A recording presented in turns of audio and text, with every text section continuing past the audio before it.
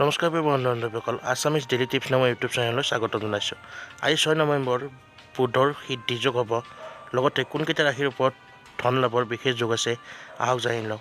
লগতে তেওঁলোকৰ আন কিছুমান ভাগ্যফলো জানি লওঁ। বলক তেন্তে ভিডিঅ'টো আমি আৰম্ভ কৰোঁ।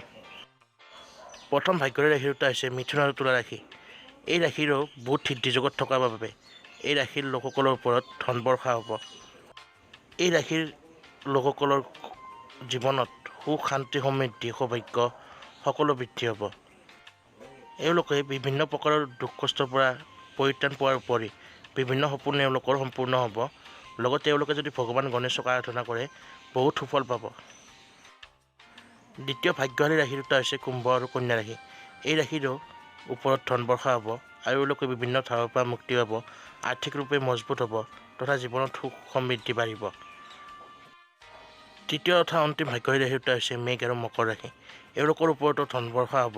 এওঁলোকৰ ব্যৱসায়ত অকস্মাত ধন লাভ হ'ব পাৰে আৰু এওঁলোকে জীৱনৰ সম্পূৰ্ণ আনন্দ ভোগ কৰিব পাৰিব। বন্ধুসকল, এইকেইটাই আছিল প্ৰধান ৰাশি যিকেইটাৰ ওপৰত ধন বৰ্ষা হ'ব। যদি ভিডিঅ'টো চাই ভাল পালে লাইক কমেণ্ট শ্বেয়াৰ কৰি দিব আৰু সদায় এনেধৰণৰ এষ্ট্ৰলজি বিষয়ক ভিডিঅ' পাবলৈ আমাৰ চেনেলটো ছাবস্ক্ৰাইব কৰি দিব। ধন্যবাদ।